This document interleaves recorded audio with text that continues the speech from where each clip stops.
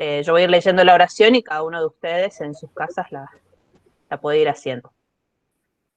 En el nombre del Padre, del Hijo, del Espíritu Santo. Amén.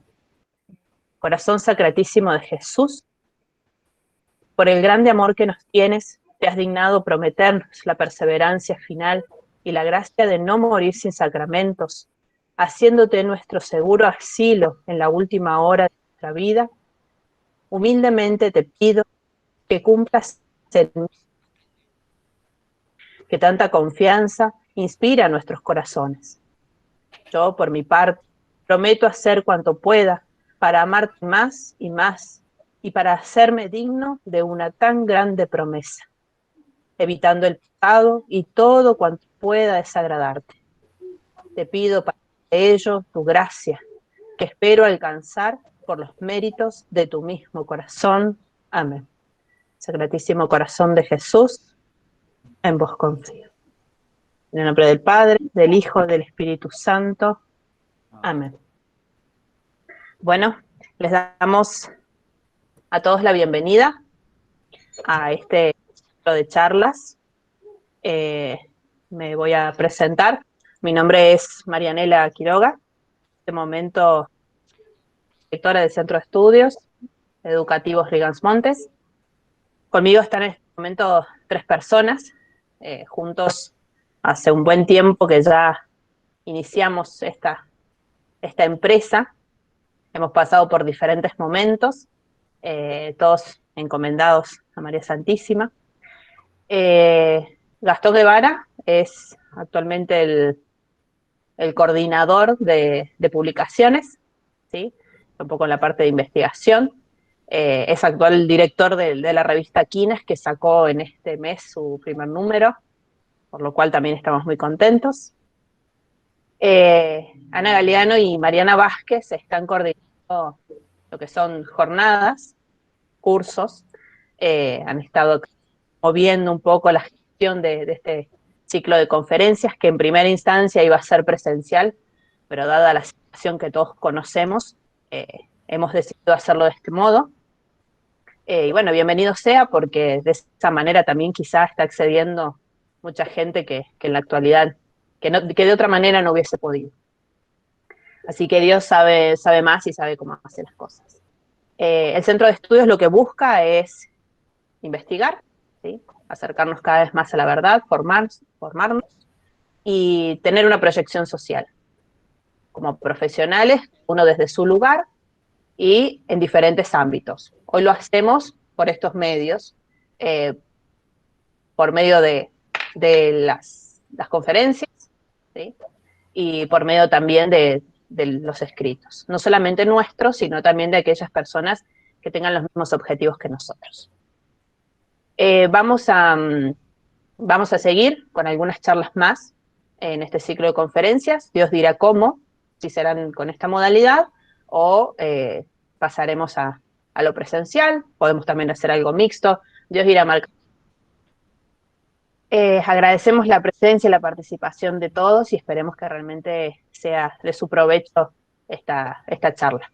Mariana lo que va a hacer ahora es presentarles un poquito a Jorge y en qué consistirá su ponencia.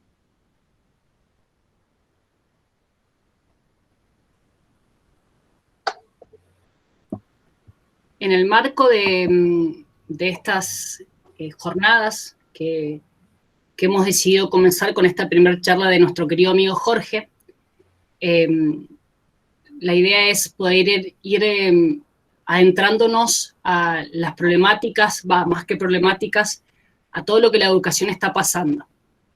El hombre, dice Platón, ha perdido la perfección concebida para él del origen. Ahora está perennemente en la búsqueda de la forma primigenia que le puede volver a sanar. Recuerdo y nostalgia lo empujan a la búsqueda y la belleza lo saca a la adaptación de lo cotidiano. Lo hace sufrir. Nosotros podríamos decir en el sentido platónico que la flecha de la nostalgia alcanza al hombre, lo hiere y le da alas, lo eleva hacia lo alto. En un mundo dominado por la lógica de la utilidad, es preciso sostener que el acto educativo no puede tener otro fin que el de volver al hombre a esa forma primigenia. Frente al vaciamiento de la forma de la educación en su sustancia, en su esencia y en su identidad, nos queda recuperar la naturaleza religiosa y cultural que la conformaron para restaurar su sentido auténtico, religar al hombre con Dios en el ejercicio de la contemplación y de la práctica de las virtudes. Nos iluminará hoy sobre la realidad de la educación actual Jorge Bosco. Jorge Bosco es oriundo de Córdoba, donde vive con su familia y ejerce la docencia. Es profesor de filosofía y desde hace años se ha abocado al estudio de la obra del poeta argentino Leopoldo Marechal, publicando Redención de Robot, su primer libro, dedicado al análisis del poema de Robot, que constituye una denuncia de la sociedad tecnolátrica y una promesa frente a la crisis educativa del occidente contemporáneo. Siguiendo esta línea de inquietudes y reflexiones, el presente año publicó su segundo libro, Del estatismo al homeschooling, Apuntes para una educación realista. Muchas gracias, Jorge. Muchas gracias, queridas Marianela y Mariana, por la presentación y por la invitación, por supuesto. Buenas noches a todos, tarde, noche. Agradezco mucho la invitación, aunque los buenos amigos docentes que están ahora conectados saben bien que más que invitación me han lanzado solo a la tortura de la virtualidad. Sé que lo hacen por el bien de mi alma y en castigo de mis pecados, así que lo agradezco.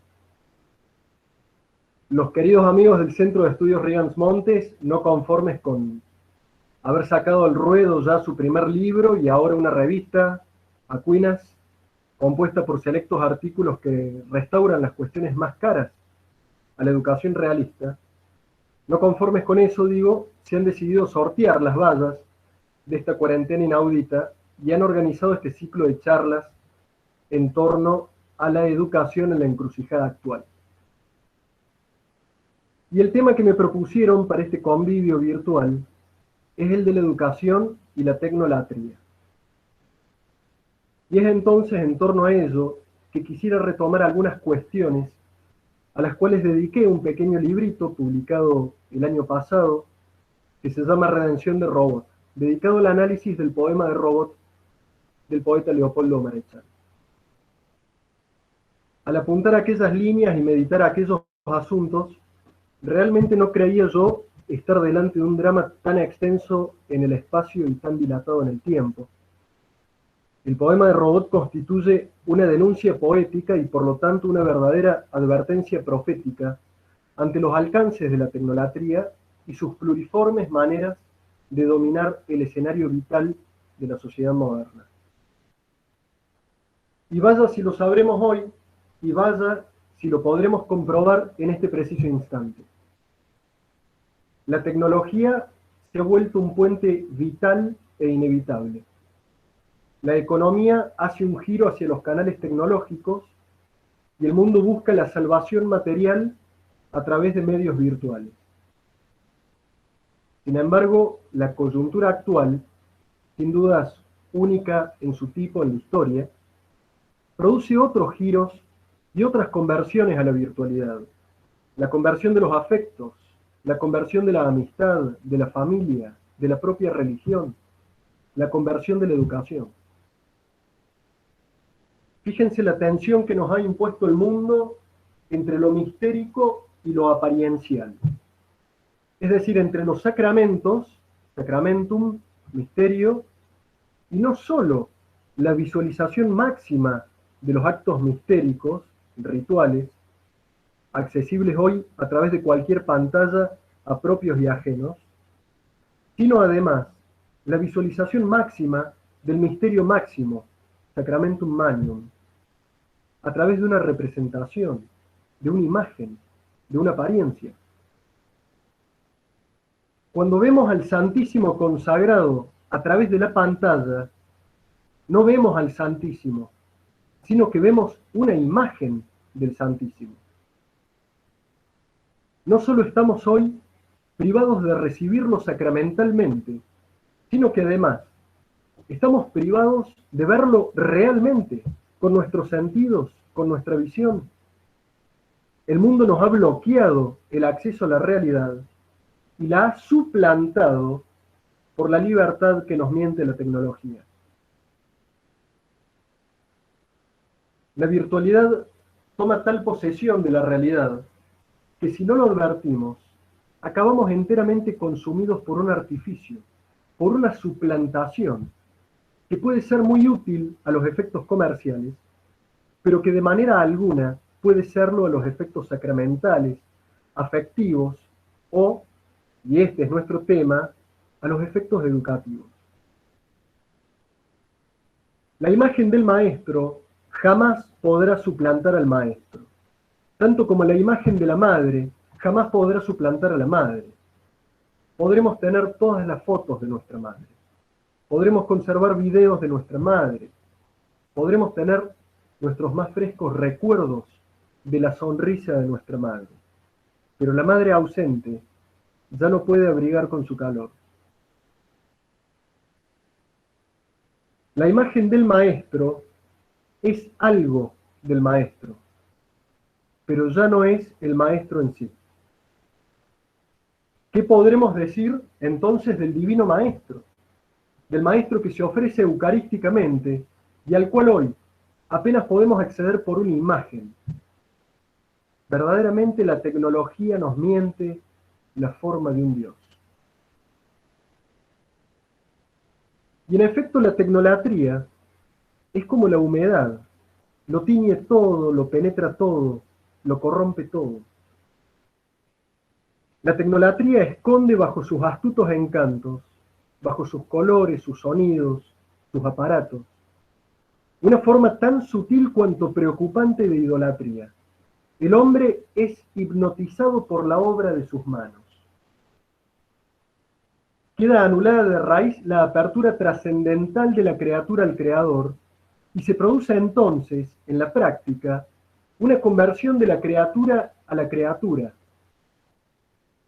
que si se nos permite utilizar la expresión en sentido lato, aclaro, es la definición misma del pecado según los moralistas, conversio ad creaturam.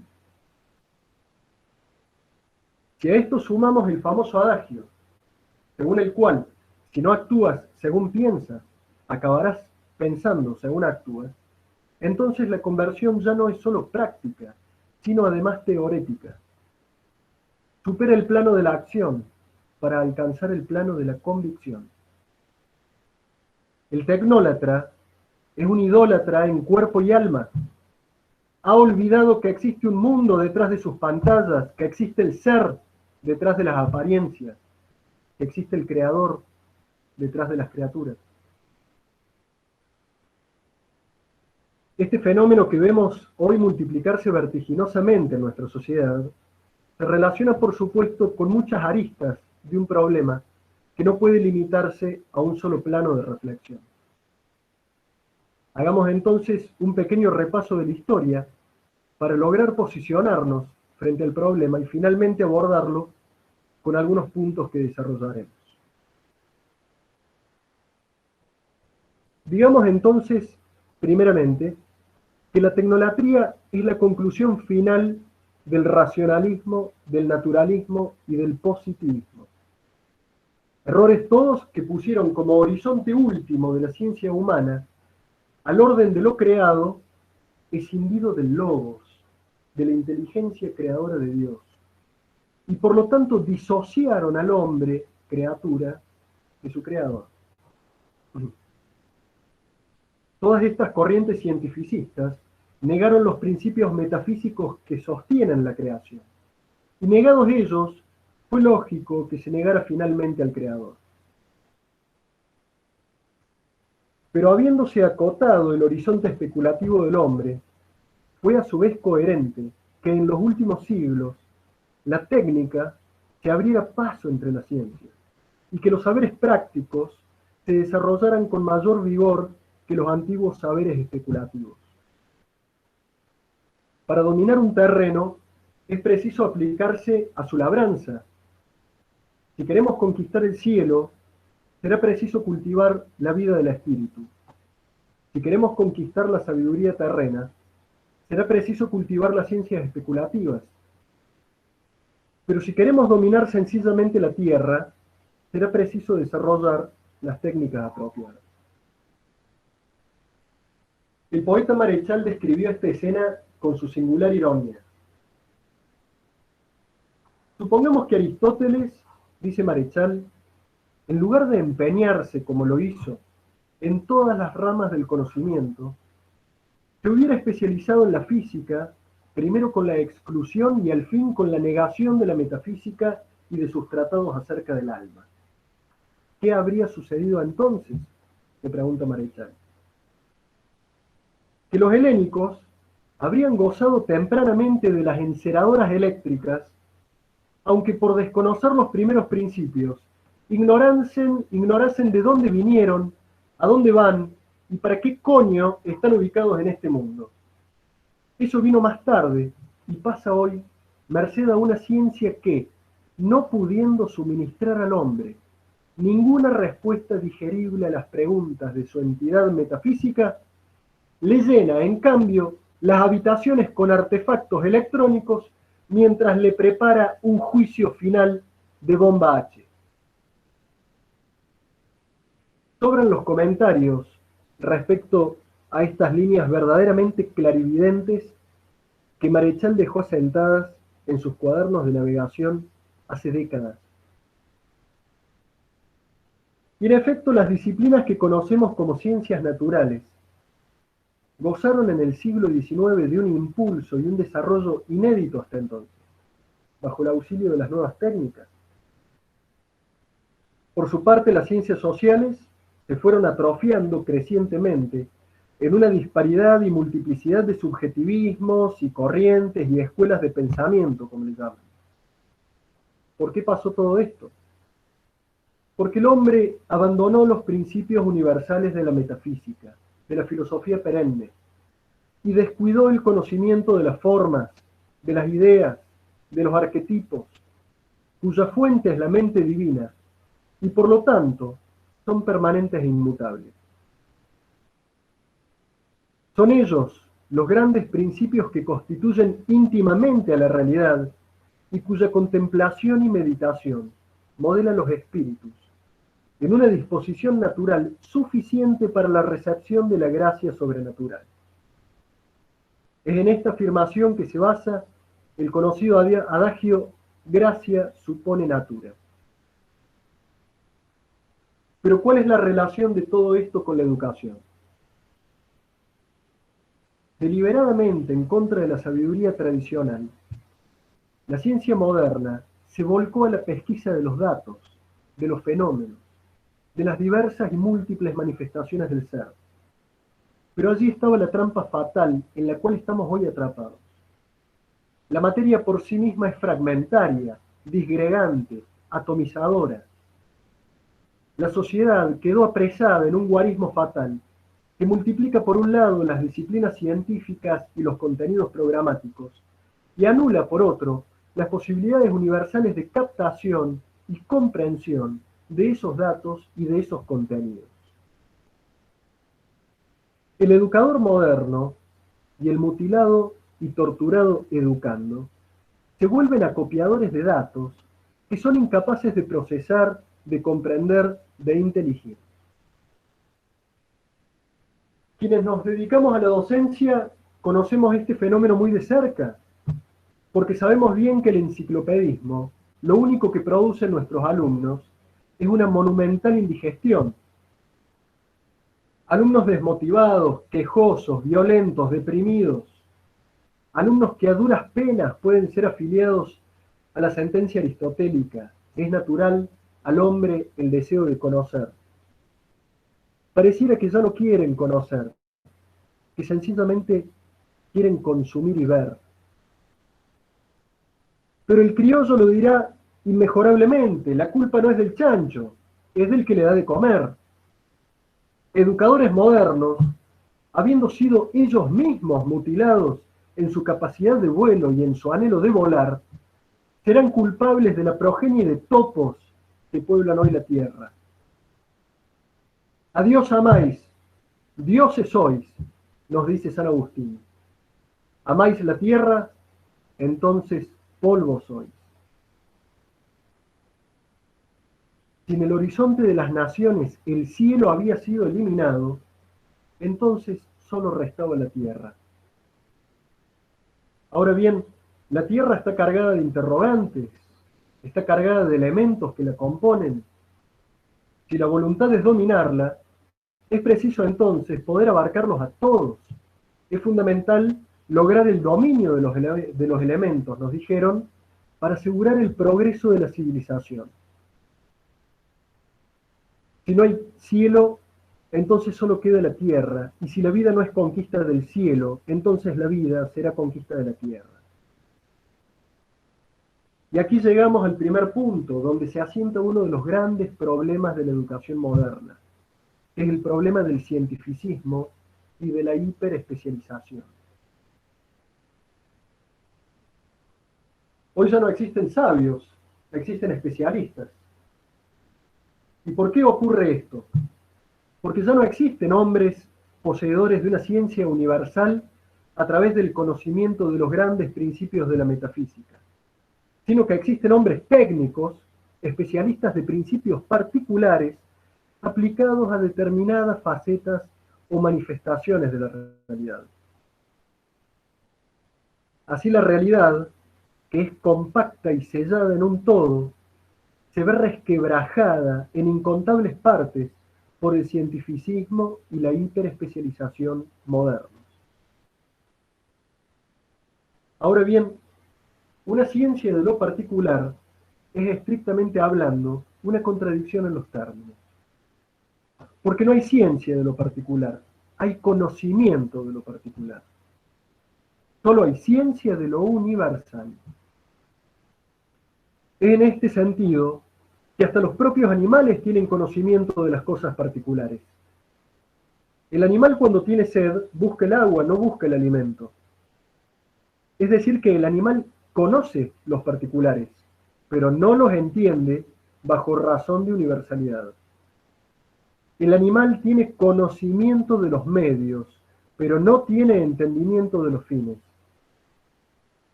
Los medios, por un lado, son prácticos y particulares. Los fines, por otro, son especulativos y universales. Y aquí vamos viendo a dónde apuntan estas reflexiones. La escuela moderna, la escuela que nos formó o deformó, como gusten, ¿nos preparó para la ciencia y el conocimiento de los principios universales? ¿O por el contrario nos entrenó, nos adiestró, nos instruyó en la multiplicidad de datos particulares? Nuestros maestros nos formaron en la apertura trascendental de nuestro intelecto y de nuestra voluntad, ordenados a la verdad y al bien universales cuyo nombre es Dios, o nos adiestraron en la repetición formulera y memorística de contenidos disciplinares y de contenidos programáticos. El hombre no está hecho solamente para conocer algo, sino para entender por qué conocerlo y para qué conocerlo. Esto implica, a su vez, que el hombre sea capaz de reflexionar respecto a cómo conoce algo. Toda esta esfera de especulaciones escapa plenamente al orden animal, y el motivo por el cual las traemos a colación es sencillamente porque toda la educación moderna está basada en este error de los últimos siglos, error por el cual se impone al hombre el esfuerzo cognitivo de los particulares con el tremendo esfuerzo memorístico que ello implica. Puesto que la base de la educación moderna está dada por el materialismo, es lógico que se pretenda que los alumnos sepan mucho en cantidad, aunque no sepan nada en profundidad. Lo dijo Fierro para siempre. Hay hombres que de su esencia tienen la cabeza llena, hay sabios de todas menas, mas digo, sin ser muy ducho, es mejor que aprender mucho el aprender cosas buenas. Y todo esto Marechal lo cifró maravillosamente. Robot, como arquetipo del educador moderno. Robot es un hijo brutal de la memoria, es un archivista loco. Robot es un imbécil atorado de ficha. Este error cientificista, racionalista y materialista, multiplicador de los entes, es por supuesto el error que sostiene a la democracia liberal, entendida como el gobierno irreprochable de la mayoría. Fórmula tramposa que pretende que el número, que la cantidad, es representativa de la verdad o del bien. Tanto podemos hablar de la tecnolatría como podemos hablar de la cuantofrenia, en términos del maestro Antonio Caponeto. No hace falta repasar a Aristóteles para descubrir la falacia. Basta prender los noticieros y ver el aquelarre en el que se ha convertido la política argentina.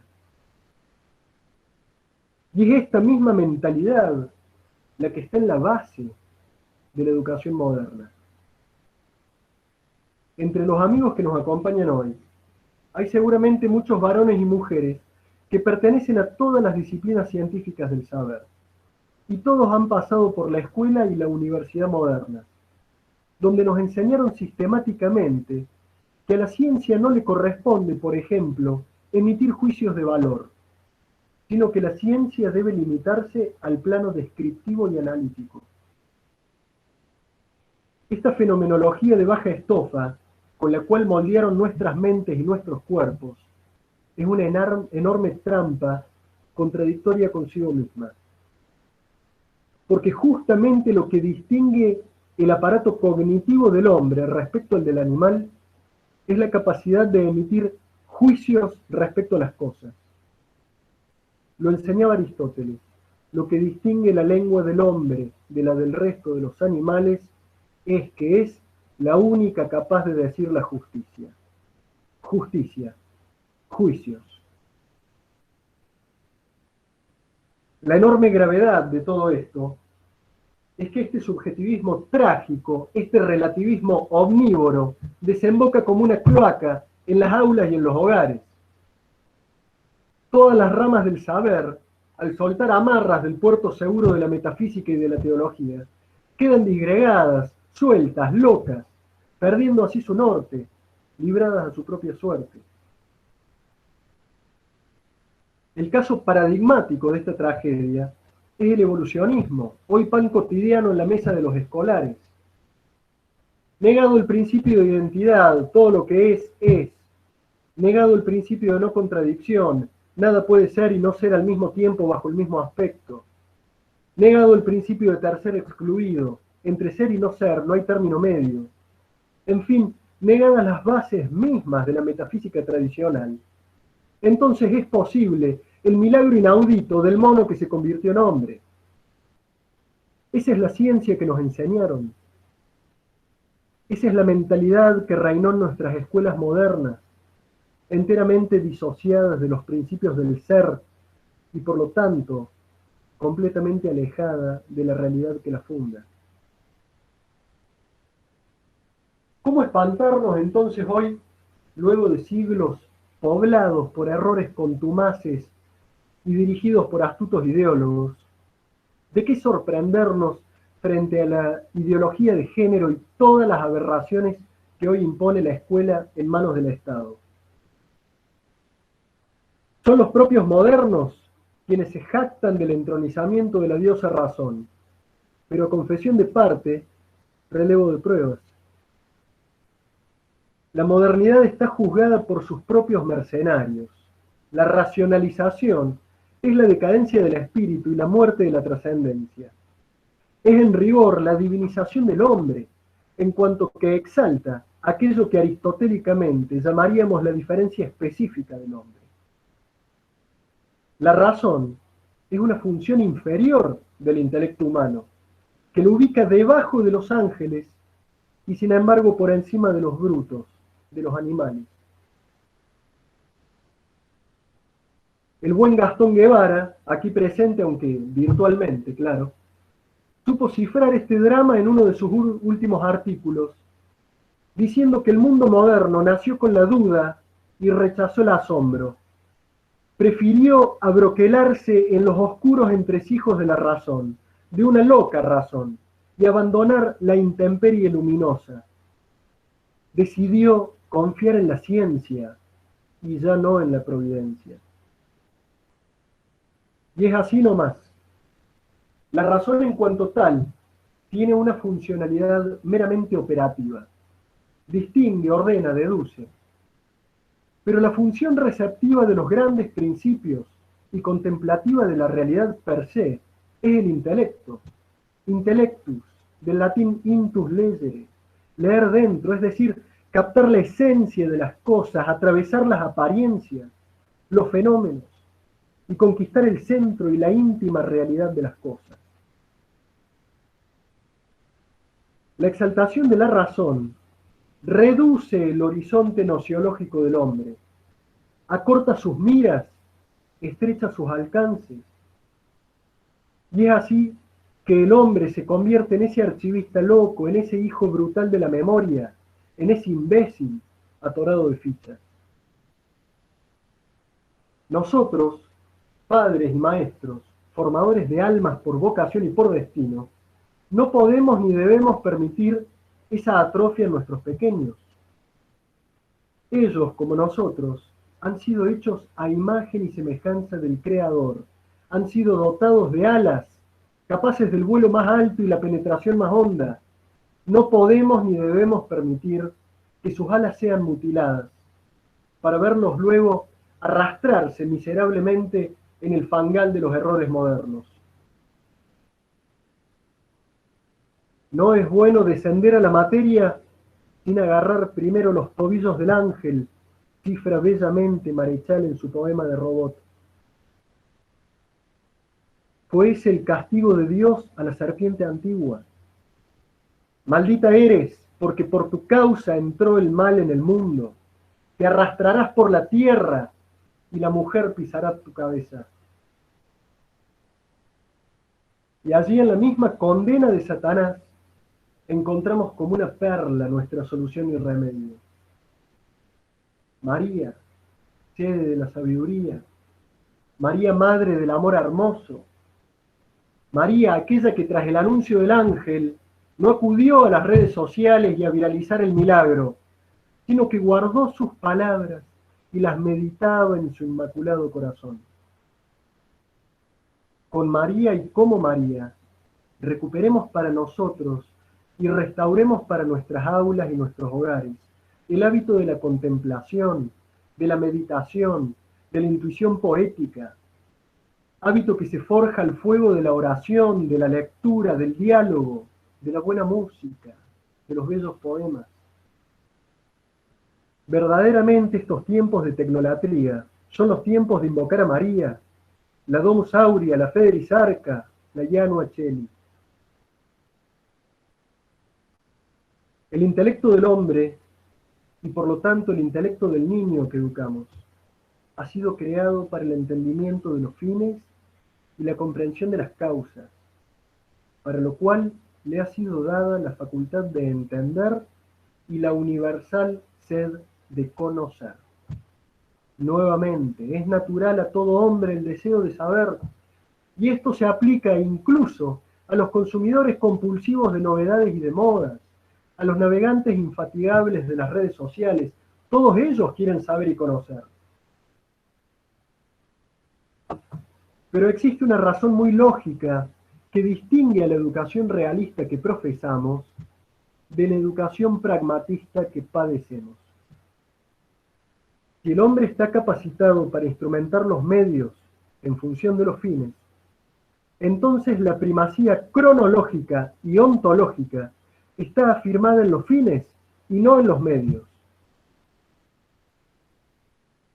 De allí el famoso axioma: lo primero en la intención es lo último en la ejecución.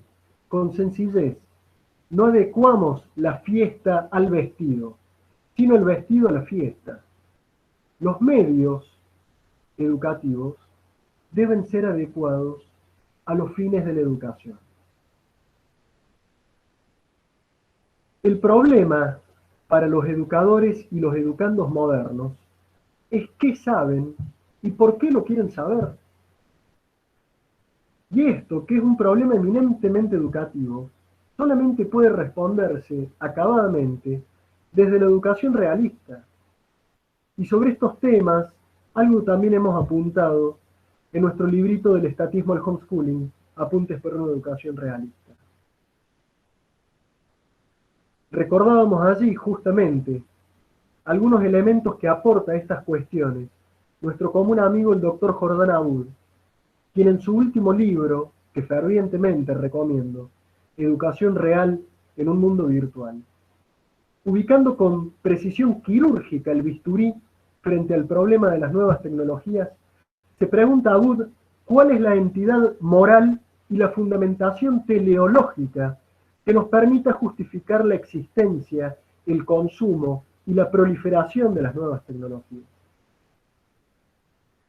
Tenemos allí presentado ya todo el dilema moral y casuístico ante la cuestión. Porque en efecto, los diversos elementos que componen la cultura de una época y de una sociedad son meras manifestaciones de los principios morales y metafísicos que la fundan y que la sostienen. Va tomando ahora algún sentido el repaso que hicimos por la historia y la lupa que pusimos al comienzo sobre el cientificismo. Porque de cierto que nuestro siglo es el último orejón del tarro de la larga decadencia occidental, que va desde el cisma de Occidente, pasa por la Reforma, el racionalismo, el iluminismo, el positivismo, el evolucionismo, y acaba en este cóctel infernal que resulta ser el modernismo religioso y el progresismo cultural. Nuestro siglo ha montado una monumental y horripilante arquitectura que funciona como espejo de la mente de sus creadores, mostrando inevitablemente su fealdad y su deformidad.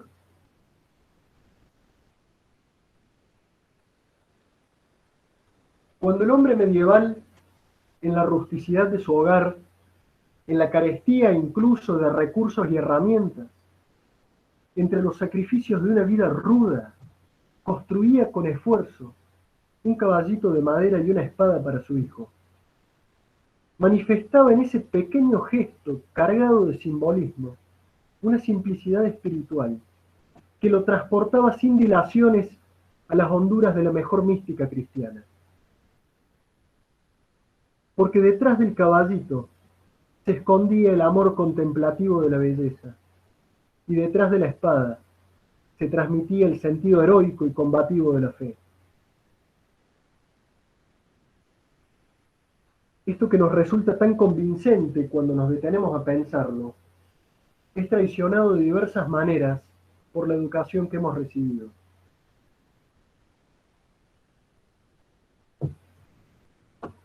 Imaginemos una semilla plantada en la tierra, regada, protegida por las inclemencias del tiempo. La vemos germinar, crecer su tallo, lo vemos convertirse en tronco y despuntar en ramas y hojas que se consuman finalmente en cada uno de sus frutos.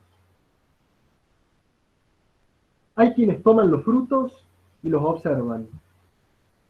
Otros toman los frutos y los comen. Algunos se detienen a analizar las hojas y ven sus nervaduras bajo el microscopio. Otros hacen leña de las ramas y encienden fogones que dan calor a los pobres. Otros acumulan la leña y la venden a esos pobres. Otros observan las hormigas que suben por el tronco del árbol y las rastrean hasta encontrar sus hormigueros. Otros, finalmente, atienden a los pájaros que hacen morada entre las ramas de nuestro árbol. Pero todos se pierden en los detalles y todos olvidan el principio, la pequeña semilla. Y la semilla es un milagro. La fragmentación y disociación de la realidad es una forma de distraernos de la esencia compacta de esa realidad, que en la medida en que es una y es verdadera y es buena y es bella, porque es una realidad creada por Dios, querida por Dios, amada por Dios, razón de todo bien y de toda belleza. Los medios del conocimiento, tanto como los datos que conocemos y enseñamos, deben ser para nosotros educadores puentes hacia los trascendentales, escalones de ascenso a la unidad superior que todo lo domina, porque todo lo sostiene. Son los primeros principios de la metafísica y el hábito de la contemplación como pedagogía del ser. Contemplo la realidad y la descubro múltiple, pero a la vez una, cambiante pero bella, ruda, fuerte, pero buena. Frente a la praxeología frenética y demoledora, es imperioso devolver al aula y al hogar el hábito contemplativo de la vida, el hábito teorético, es decir, aquel santo ocio que por lo mismo que es santo, es ya enemigo de la pereza y nada tiene que ver con ella. Basta observar atentamente el vértigo del hacer y del hablar que mantiene al hombre moderno paralizado y distraído de la única actividad para la cual fue creado, que es conocer, amar y servir a su Dios. El sujeto moderno que nos rodea, que nos gobierna, que nos enseña, que nos emplea, es analogable a los ratoncitos domésticos que corren hasta el hartazgo en la rueda de sus jaulas y que sin embargo no llegan jamás a ninguna parte. No permitamos que nos engañen con tramposos discursos efectistas. No se puede vivir rezando, también hay que comer, nos dice el mundo, bajo las diversas máscaras que asume. El mismo engaño susurró la serpiente a Eva: come del fruto, no obedezcas la ley de tu creador, y si dudas, no consultes con él, no pidas su luz, actúa, no pienses. Fácil engaño del que ya nos advirtió San Pablo cuando nos dijo: si comen, si beben, si duermen, todo, háganlo para la gloria de Dios. Esta subversión que impone la praxis sobre la teoría es definitivamente el error metafísico que, auxiliado por las nuevas tecnologías, es capaz de llegar a la suplantación absoluta y universal, al engaño perfecto, del cual, si se me permite, creo yo nos advierte el mismo Apocalipsis. Le fue concedido animar la estatua de la bestia, de modo que también hablase e hiciese quitar la vida a cuantos no adorasen la estatua de la bestia.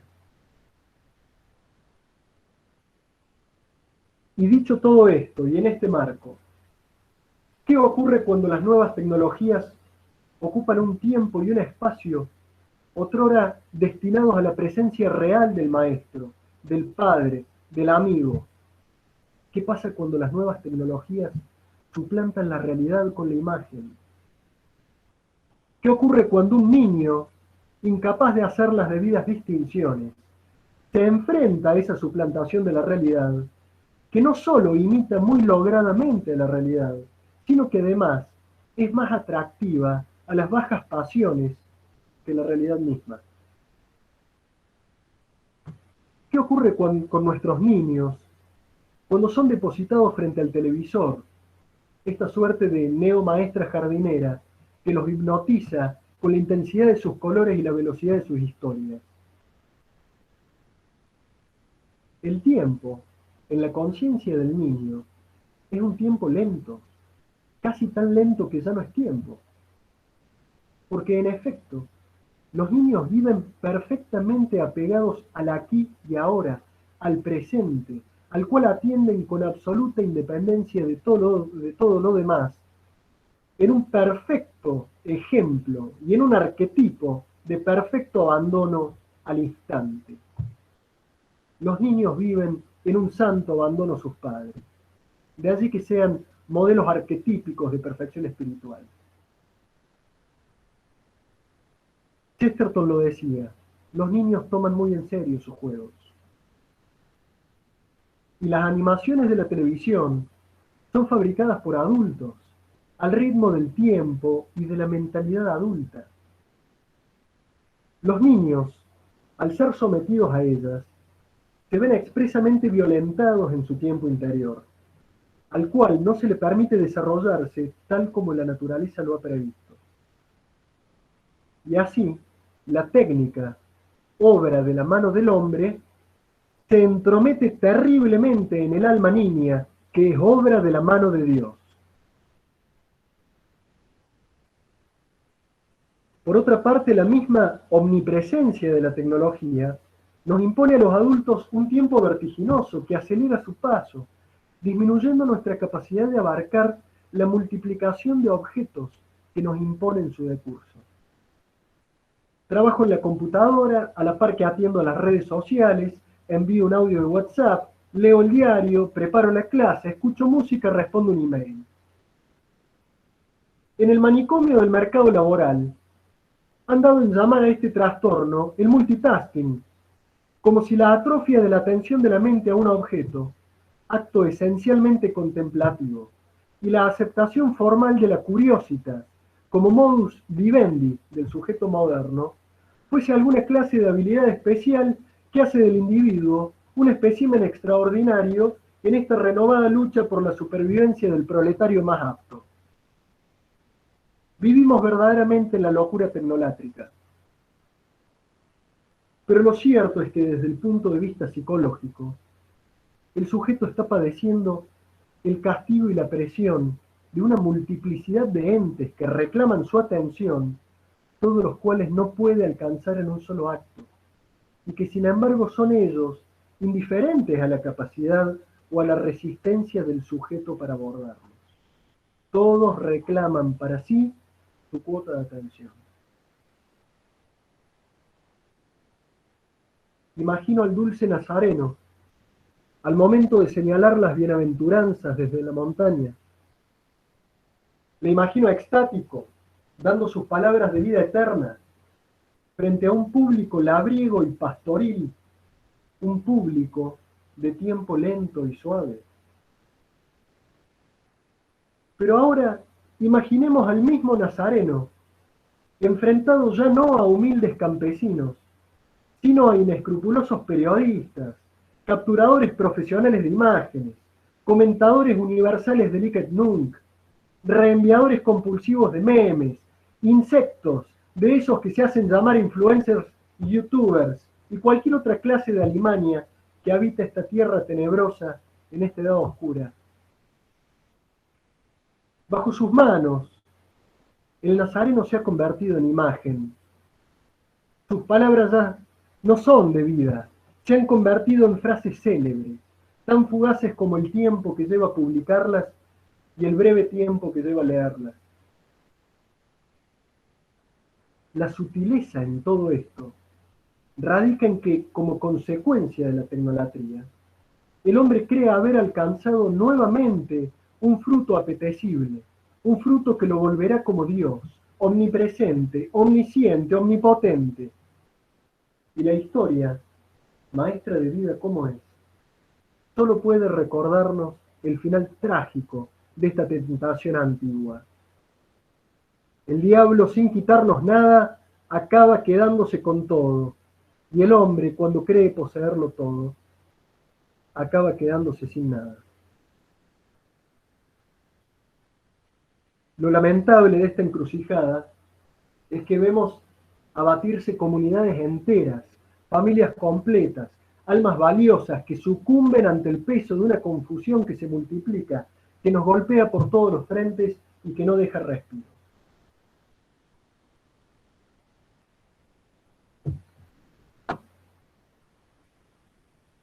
Pero mal andaríamos si nuestro afán se limitara a la queja o a la denuncia. Es preciso oponer a la enfermedad del remedio. Nos preguntamos legítimamente qué hacer. Y por lo mismo, que no somos ni queremos ser modernos, la primera respuesta debe ser categórica. No inventar nada, sino restaurarlo todo. Se dice que Fenelón, al leer el Tratado de la Gracia de Malebranche, estampó en su portada: pulcra, nova, falsa. Bellas cosas dices, nuevas cosas dices, falsas cosas dices. Hay que apartar de nosotros todo espíritu de novedad, siguiendo en esto fielmente a San Pablo en sus consejos en la segunda epístola a Timoteo. Porque vendrá el tiempo en que no soportarán más la sana doctrina, antes bien, con prurito de oír se amontonarán maestros con arreglo a sus concupiscencias, teniendo comezón en las orejas. Apartarán los oídos de la verdad, pero se volverán a las fábulas. Por tu parte, sé sobrio en todo, soporta lo adverso, haz obra de evangelista, cumple bien tu ministerio. La escuela moderna, a la cual pertenecimos y de la cual por gracia de Dios pudimos salir como de un Egipto, no educa almas para servir a la patria y conquistar el cielo. Esos son romances nuestros, locos, enamorados de la cruz y la bandera. Nuestro enemigo, como educadores, está perfectamente alineado y por cierto que es abiertamente hostil y pujante.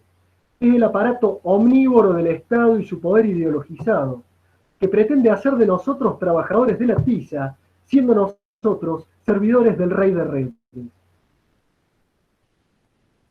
¿Y qué hacer entonces? ¿Acaso la respuesta nos venga de la mano de Gandalf? Puedo imaginar la sonrisa de Gastón Guevara en este momento. Aquellos afectos a la obra de Tolkien recordarán cuando en Las Dos Torres Bárbol describe a Saruman en su conversación con los pequeños hobbits. Y dice Bárbol que Saruman fue transformándose día a día. Creo entender ahora en qué anda. Está planeando convertirse en un poder. Tiene una mente de metal y de ruedas y no le preocupan las cosas que crecen, excepto cuando puede utilizarlas en el momento. Ahora está claro que es un malvado traidor. Es la inmejorable descripción del tecnólatra, es la inmejorable descripción del educador moderno, aferrado a los avances de la industria y de la técnica, obnubilado por el poder de sus manos, fascinado por la utilidad de los artefactos. Y es también muy ilustrativa la descripción de Isengard, la tierra gobernada por Saruman. Isengard en otros tiempos había sido verde, dice Tolkien, con avenidas y bosques de árboles frutales, bañados por los arroyos que bajaban de las montañas al lago. Pero ningún verdor crecía allí en los últimos tiempos de Saruman. En otros tiempos también había sido hermosa, pero Saruman la había transformado poco a poco para adaptarla a sus cambiantes designios y la había mejorado, creía él, aunque se engañaba. Pues todos aquellos artificios y astucias sutiles por los que había renegado de su antiguo saber y que se complacía en imaginar como propios, provenían de Mordor. Lo que él había hecho era una nada, apenas una pobre copia, un remedio infantil o una lisonja de esclavo. Y es entonces, en medio de este drama, de la creciente avanzada de las fuerzas oscuras y el restablecimiento de las antiguas alianzas entre hombres y elfos para enfrentarlas, es entonces que ocurre el hecho misterioso y altamente aleccionador para nosotros.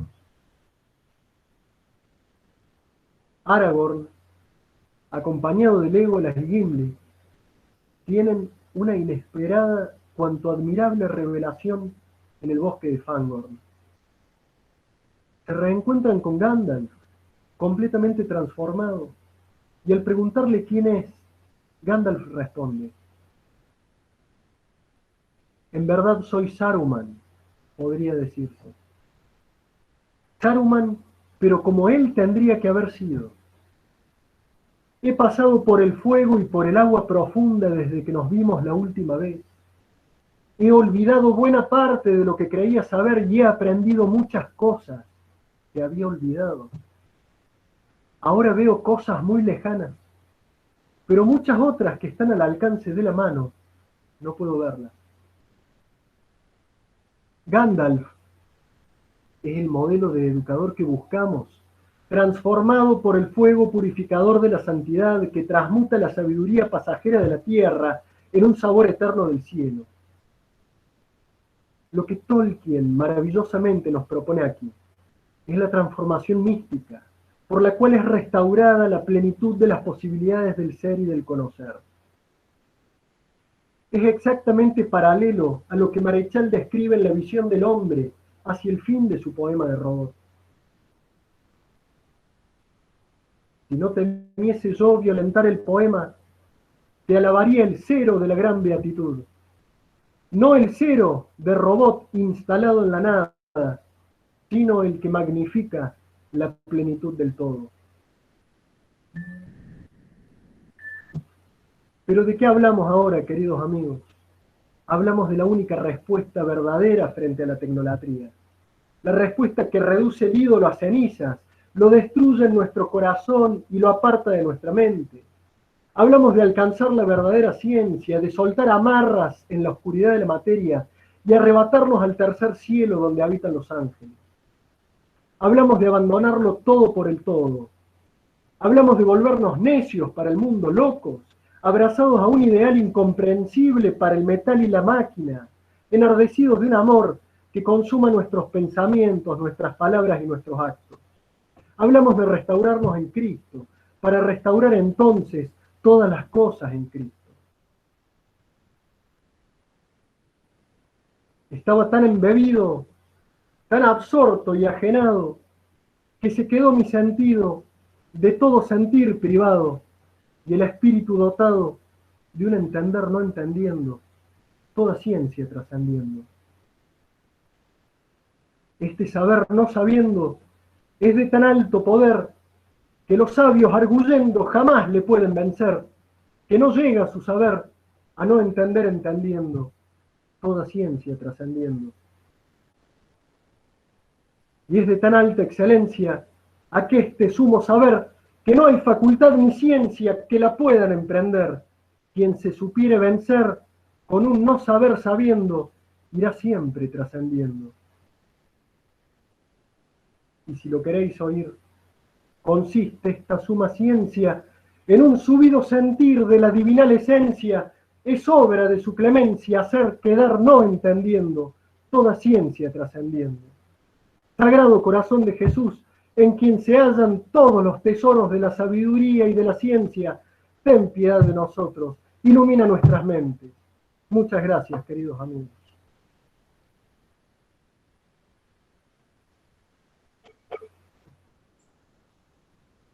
Muchas gracias, Jorge. La situación de virtualidad no permite el aplauso comunitario, pero yo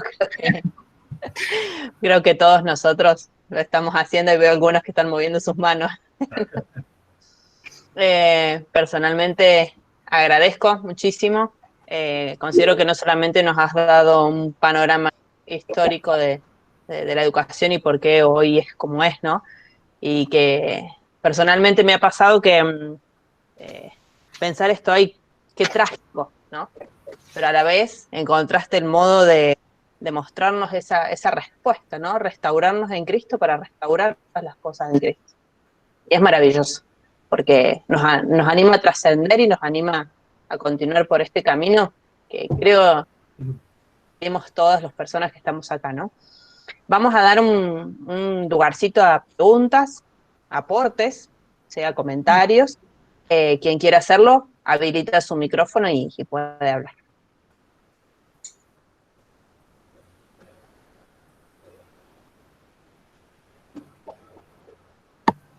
Veo algunos con mates, lo cual me produce una profunda envidia y de la mala, aclaro. Por ejemplo, con mates.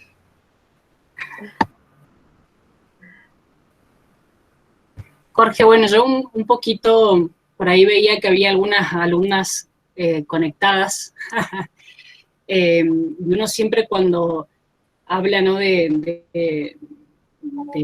acto educativo propiamente y de dar a contemplar aquello, o sea, dar a conocer aquello que se contempla, yo siempre les digo que uno no tiene que quedarse teorizando. Hoy nos ha pasado que el mundo moderno nos lleva a teorizar también al niño. Y me parece que es ir a la naturaleza, ¿no?, también de ese niño. Yo por ahí soy profesora de educación, en educación especial en el terciario, y por ahí sucede, o en el nivel inicial, que me preguntan, ¿y cómo hago para que el niño aprenda la virtud del silencio? ¿Que le canto la canción de la lechucita? No. Llévalo afuera, decirle que sienta el ruido, que trate de ver qué es lo que siente afuera y maravillarlo ante eso. Entonces el niño va a empezar a hacer silencio para poder escuchar. Entonces me parece que es importante también ver eso, que por ahí me parece que esta modernidad también nos ha llevado a eso, a teorizar sobre la persona, en el sentido de uno como docente teorizo. Entonces, bueno, a ver, a esta metodología, a este fin tal, y me parece que es volver a esto, a la esencia, ¿no? A la esencia de la naturaleza humana. Me parece que eso también es importante como decirlo, porque por ahí siento como que se quedan en eso. Uno cuando dice, bueno, vamos a hacer una educación en virtudes, pero nos quedamos teorizando en cómo enseñamos la virtud de tal, y no podemos teorizar la virtud. Estamos entonces... Totalmente de acuerdo. De hecho, retomando un punto de Marianela, justamente es tan preciso esto mismo que dice Mariana. Cultivar estos hábitos y tener presentes estos principios nosotros mismos, porque nadie da lo que no tiene, lo sabemos de sobra. Entonces, nos preguntamos tantas veces qué hacer con nuestros alumnos, cómo inculcarles, primero siendo nosotros verdaderos modelos, pero con la debida modestia y en la debida humildad, sabiendo que todo don viene del cielo, pero siendo nosotros modelos de aquello que queremos manifestar. Esto que dice Mariana, ¿cómo hago para que un niño valore o comprenda o pueda habituarse al silencio? Bueno, estando uno primero habituado al silencio. Cosa muy difícil, por supuesto, en medio de esta justamente sociedad tecnolátrica, llena de ruiditos, llena de llamadores. Pensemos en los místicos. Aquel callad, florecillas, callad, de San Juan de la Cruz, una cosa tan hermosa, arrobado en éxtasis ante la contemplación de la naturaleza. Todas estas cosas, ustedes educadores lo saben tanto como yo, están totalmente desaparecidas, absolutamente, en este sentido los programas curriculares, los contenidos, están totalmente desérticos en la contemplación de la realidad y de la naturaleza, la recuperación del asombro como un punto de partida. No hay nada nuevo en esto.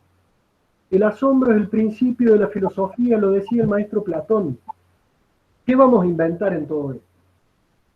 En torno al tema del asombro tenemos a un especialista puntual que es el amigo Gastón, que ha guardado el mate ya, apenas mencioné yo la envidia, guardó el mate. Pero sabemos muy bien el valor que tiene el asombro, hacer que el niño llegue a aquello que queremos comprenda en el conocimiento verdadero de la realidad. Les doy un ejemplo muy sencillo. Muchos de estos temas o ejemplos en torno a estos temas los he abordado un poquito con más detenimiento en el librito sobre educación realista. Pero les doy un sencillo ejemplo. Todos nosotros hemos pasado por esta cosa terrible, nefasta, que es la definición del fútbol, sin jugarlo.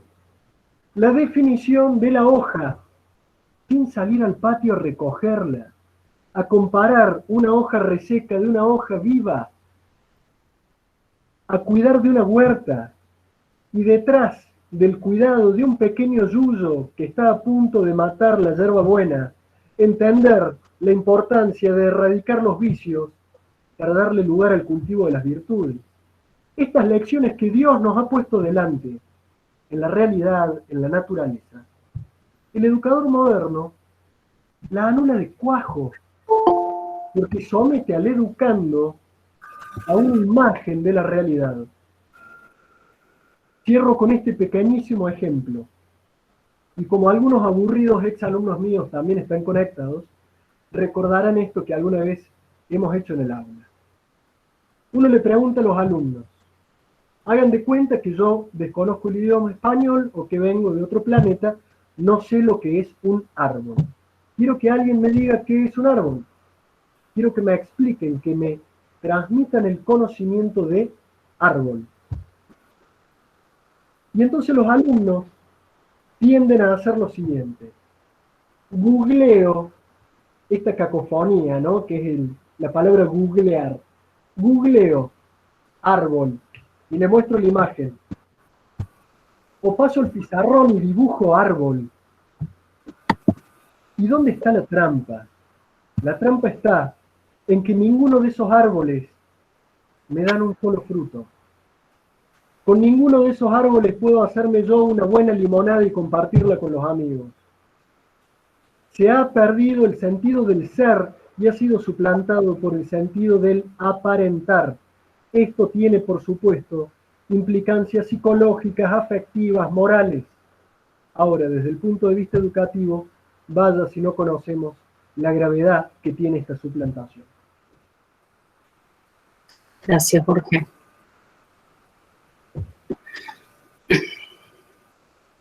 No sé si alguien más tiene alguna pregunta. Gastón. Jorge, más que, bueno, muy agradecido nuevamente. No sé, ¿me escuchan bien, Jorge? ¿Me escuchás? Porque se escucha acá también el bebé, que está... va. Le agradezco, bueno, muchísimas gracias por esta charlita.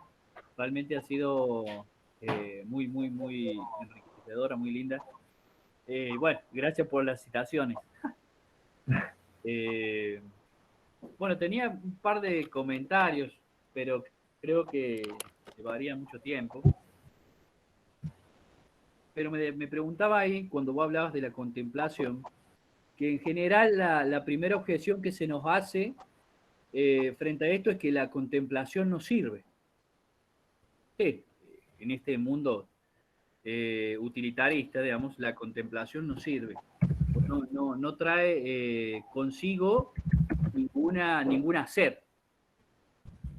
Y me decía, bueno, a esta objeción habría que responder que si bien la contemplación es un fin en sí misma, el hecho de que yo contemple la verdad, que yo conozca esa verdad, pero no tan solo que la conozca, sino que la ame, necesariamente transformará mi vida y mi obrar, porque quien conoce la verdad y quien ama esa verdad, no puede obrar de otra forma.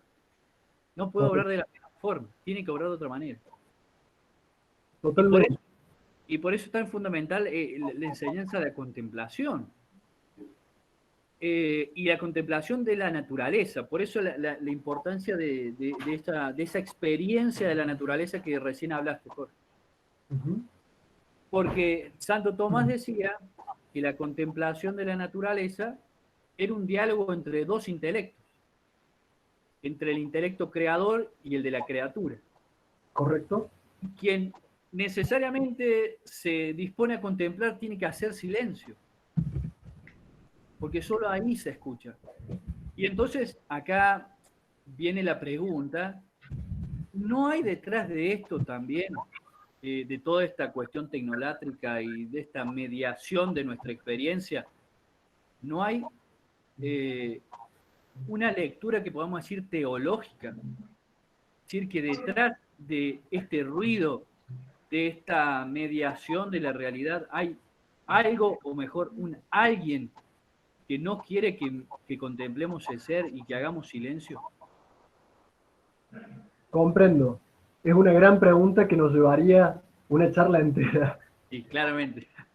Porque realmente, si detrás de todo drama político, decía Donoso Cortés, hay un drama teológico, ¿qué vamos a decir de la tecnolatría, cuya definición misma ya nos lleva al terreno de lo religioso?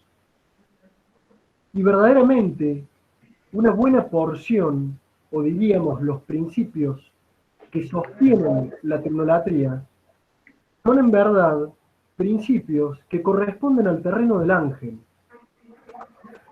Por eso yo recomiendo muchísimo la lectura del poema de Rodot, donde Marechal lleva directo el problema al terreno del ángel, haciendo comprender que ni la cuestión está en el dominio de lo terreno, ni mucho menos la solución está en el dominio de lo terreno, sino en el dominio de lo espiritual, no bajar a la materia sin agarrar antes el tobillo del ángel. Entonces, ¿qué ocurre? ¿Qué ocurre? Que uno recuerda, por ejemplo, esa línea, apenas una oración, tan profunda, tan penetrante, y que lamentablemente no ahondó o no desplegó el padre Castellani cuando dice: el hombre con la bomba atómica ha entrado en la región del ángel. El dominio del átomo es ya la región del ángel. Cuando uno piensa en la capacidad de volar a través del tiempo y del espacio, que en este momento estamos todos consumando, gracias al artefacto tecnológico, uno se pregunta si el hombre no estará rozando ya un terreno que le fue vedado cuando la técnica no estaba lo suficientemente desarrollada, y que le es abierto hoy cuando el hombre más que nunca está disociado de los principios religiosos y morales. Es una pregunta, pero es una pregunta que da para indagar y mucho, porque la edad más clara, la edad más luminosa en la historia de la humanidad, que fue la edad iluminada por los principios religiosos, metafísicos y morales, fue una edad, desde el punto de vista técnico, atrasada comparada con la actual. Y sin embargo, la actual edad, de tal avance en el desarrollo técnico, es sin embargo la edad más oscurecida y más entenebrecida desde el punto de vista religioso, espiritual y moral. Tenemos allí verdaderamente el foco de tensión entre un punto y otro. De manera que bien creo yo, y esto es un botellazo al mar de Rigans Montes, creo yo que aquí hay materia para hilar y profundo, para mucha investigación, porque es verdaderamente un punto que, por supuesto, nadie investiga, porque tiende a creerse que la respuesta vendrá de un plano estrictamente técnico, praxeológico, pedagógico, me animo a decir. Y no, la respuesta está en el plano espiritual, porque verdaderamente el problema está en el plano del ángel. Gracias, Jorge. Al contrario, a vos.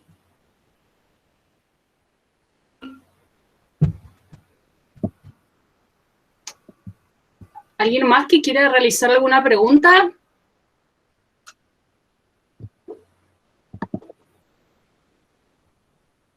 Te leo los comentarios. Jorge, espectacular la charla. Realmente ha sido una bendición participar. Muchísimas gracias. Gracias a ustedes, los que están participando, que están hipotecando su noche de viernes.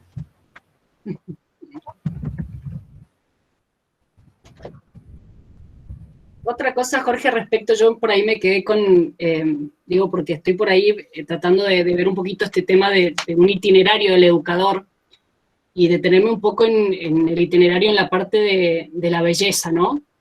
Sí.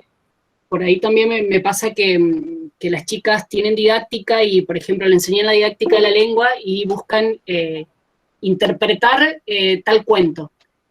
Y hemos olvidado del disfrute del cuento para el niño. Y que en ese cuento el niño pueda descubrir el bien y el mal, pueda descubrir al héroe, puede descubrir... Entonces me parece que eso también, y ahí es donde radica este ocio contemplativo propio de la escuela, ¿no? Me parece que eso también es importante como tenerlo en cuenta, digo, porque yo por ejemplo, en formación en arte, no tengo nada. No le he hecho la culpa a la escuela, fui yo, pero porque soy hija, bien, de la modernidad.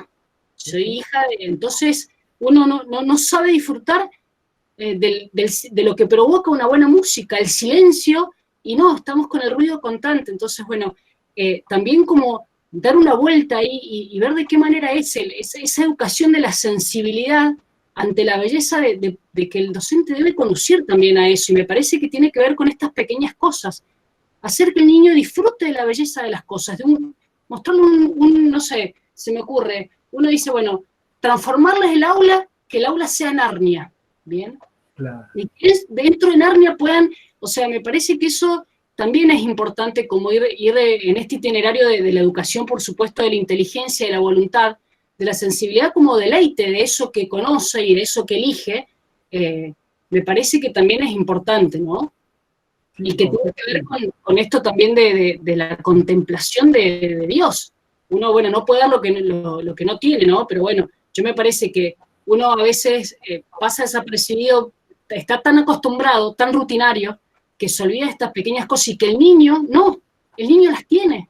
Entonces recuperemos eso, ese asombro del que tanto Gastón habla, tan precioso, ahora uno de los últimos artículos que sacó, que es el silencio y habla del maestro, el discípulo y el silencio y el asombro, ¿no?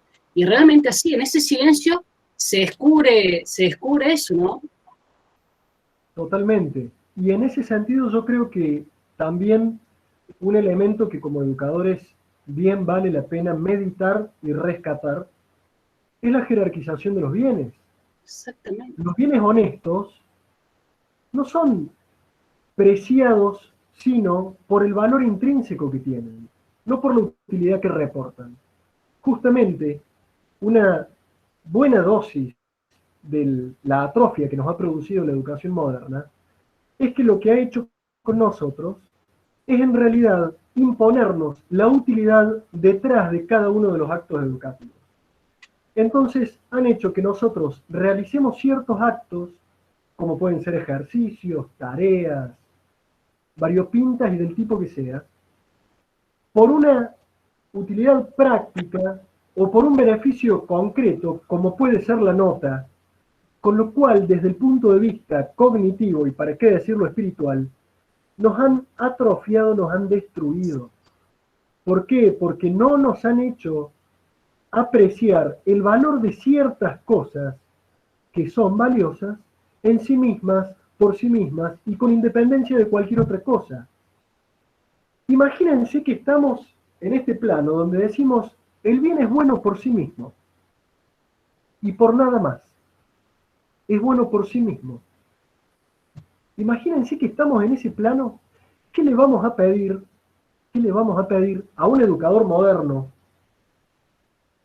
para contemplar la cruz, para contemplar el sentido profundo de la mística y de la santidad, donde ya no solo hay un bien buscado, sino que además hay que encontrarlo a través del dolor, de la humillación, de la persecución, del aniquilamiento? Es decir, ni siquiera hay delectación detrás de esa cruz.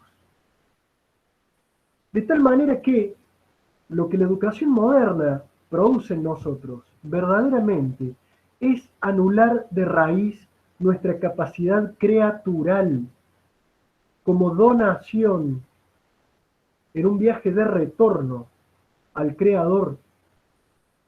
Es algo terrible, y como educadores lo menos que podemos hacer es rescatar ese sentido del bien en sí mismo, sin ningún bien a cambio.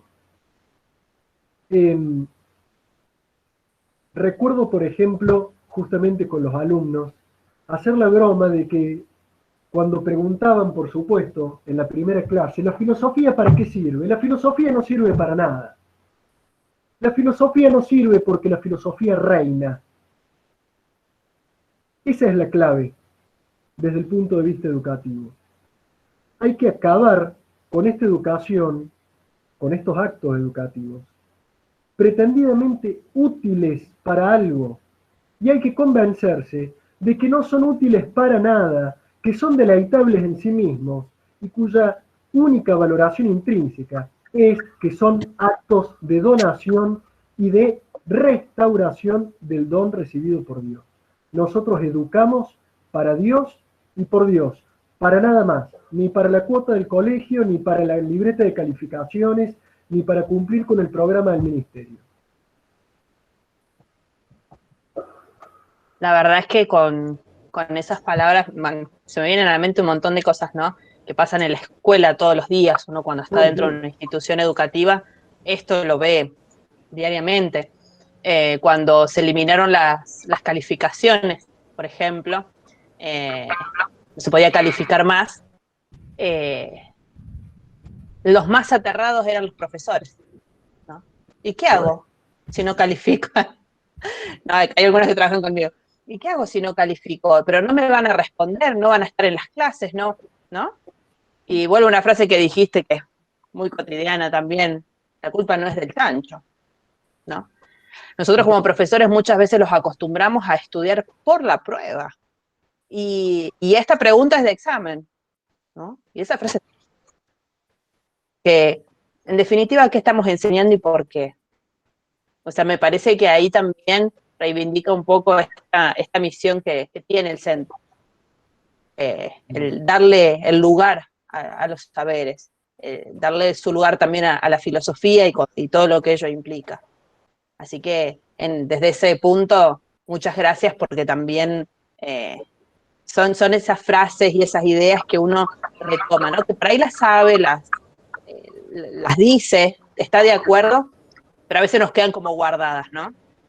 Entonces, en esa medida, un gracias, creo que de mi parte y de los demás también, por recordarnos el sentido que tiene educar, ¿no? ¿Para qué educamos en definitiva? No es para una nota, no es para... Es para ayudar a estas almas a conducirlas al cielo, en definitiva, ¿no? Correcto. Jorge, yo quería hacer no sé si aporte o pregunta, pero es algo que alguna vez hablamos y también tiene que ver con esto propio de la educación moderna, que es la planificación. Sí. Que de hecho nosotros lo trabajamos un montón como contenido súper importante en nuestras materias, y cómo, digamos, es algo tan característico de la actualidad, en donde pareciera que uno tiene que planificar detalladamente el objetivo con el contenido, con el indicador, y digamos, como si eso nos asegurara una buena educación, ¿no? Bueno, ¿qué nos puedes decir al respecto? Que prendan fuego todos los mandatos del ministerio, que rompan todos los programas circulares, que deliberadamente le digan a todos los directores que no lo van a hacer. Nos quedamos todos sin trabajo con los pedagogos, ¿eh? Sí, es tremendo. Sí, comprendo porque lo he sufrido, sé perfectamente de qué hablan. Es verdaderamente una locura, es un brote psicótico que el Ministerio de Educación tiene instalado como la normalidad en materia pedagógica. Es una cosa espectacularmente anormal, y les voy a decir por qué. A mi entender, por supuesto, y lo digo humildemente, pero hasta donde yo sé, y al menos en los años de vida que tengo, pocas son las cosas que puedo decir me han salido de manera planificada. Hasta donde yo sé, uno se enamora de manera absolutamente inadvertida, uno recibe el toque de la gracia y de la fe de una manera imprevista, incluso si ha sido formado, católico y con todas las devociones, está el día del toque, del antes y el después, que es imprevisto, no planificado, no buscado, incluso a veces recibido a contrapelo de nuestra propia búsqueda.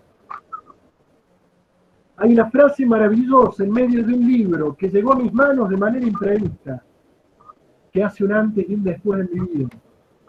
Hay una amistad, una palabra, un paisaje, un momento.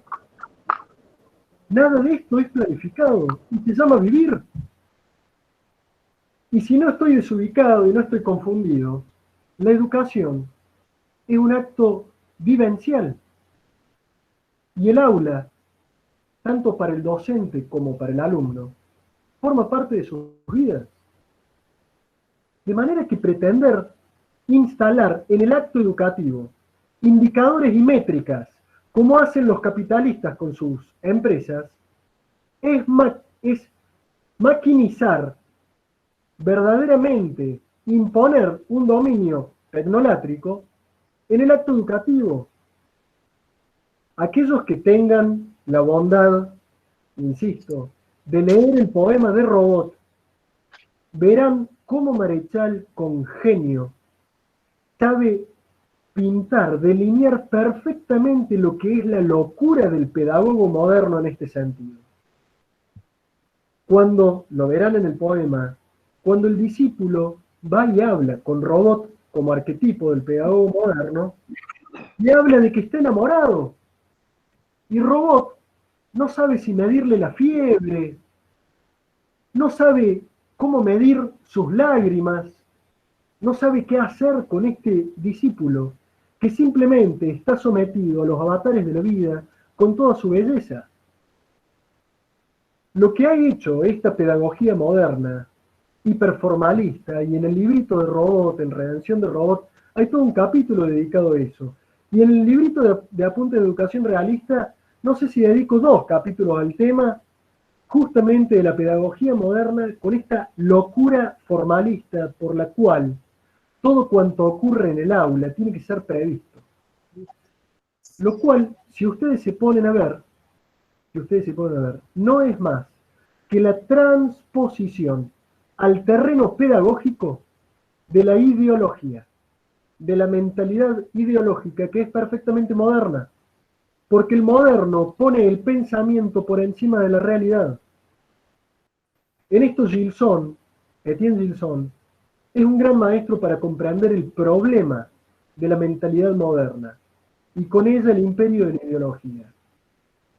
El pensador moderno, y con pensador podemos hablar de filósofo, podemos hablar de pedagogo, de educador, de político, de lo que ustedes quieran. El pensador moderno pone un prejuicio, una idea, un pensamiento, y luego va desde él a la realidad y busca justificar y busca comprender su propio pensamiento con la realidad. El educador realista, como el filósofo realista, hace el proceso exactamente inverso. Va hacia la realidad cargado de preguntas, asombrado, a develar misterios, y va a la realidad y le pregunta qué tiene la realidad para darnos. Y ese acto de diálogo con la realidad se llama para nosotros conocimiento. Pensamiento versus conocimiento. Es uno de los capítulos del librito del estatismo del homeschooling.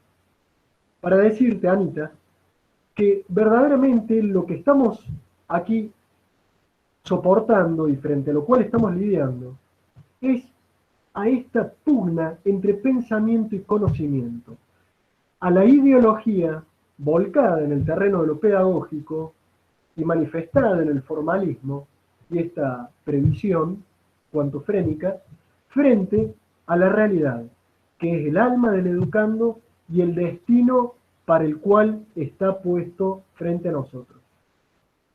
Frente a ese destino, lo único que queda por preguntarse es cuál es nuestra vocación.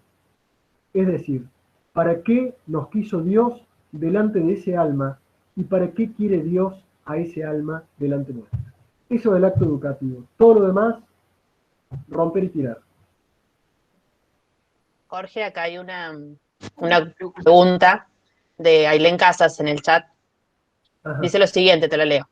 En Mendoza se está cambiando la forma de planificar. La nueva propuesta es aprendizaje basado en proyectos. Y es mucho más fácil enfocarse en lo que uno quiere y el camino a recorrer. Soy docente especial en una escuela de Malargüe, Mendoza. ¿Qué le parece? Bien. Bueno, muchas gracias, Ailén. Muchas gracias por estar aquí presente. Yo creo que el tema no pasa tanto por qué proponen los, diríamos, pedagogos o burócratas del ministerio, sino en qué hacemos nosotros con sus propuestas. Porque está lleno de nombres y palabras, ¿verdad? Aprendizaje basado en proyectos, muy bien. Secuencias didácticas, muy bien. Tantas otras que ustedes que están más en el ámbito estrictamente de lo pedagógico, desde el punto de vista formal, conocen mucho mejor que yo.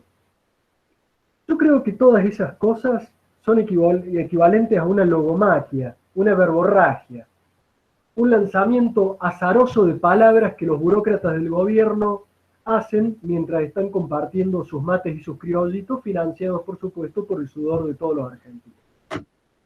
¿Qué debemos hacer nosotros con todo eso? Tratar de ver qué capacidad tiene cada una de esas cosas para cumplir los objetivos que nosotros como educadores realistas tenemos. Doy un ejemplo. Aprendizaje basado en proyectos. Estrictamente hablando, no tengo idea de qué estamos hablando, en el sentido de que desconozco los detalles. Pero con independencia de eso, al pensar en proyectos de una manera genérica, pienso en el valor que tiene un proyecto desde dos puntos de vista.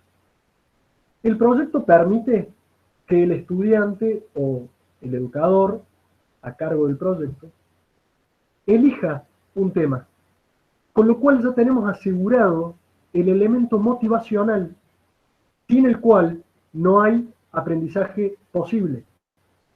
Justamente lo que ocurre en las aulas es que tenemos al pobre alumno torturado, absolutamente vilipendiado por la estructura de la escuela moderna, sujeto ahí reo de esa complicidad escuela moderna, padres modernos, que lo dejan suelto, esclavizado, a una cantidad de contenidos, de temas, de materias, asignaturas que pasan por su frente y que jamás logran motivarlo para nada. ¿Qué nos vamos a preocupar después de que ese estudiante no aprenda? Entonces, establecer un proyecto como elemento de aprendizaje o instrumento del acto educativo nos asegura ya el elemento motivacional, que no es menor. Pero además, permite otra cosa.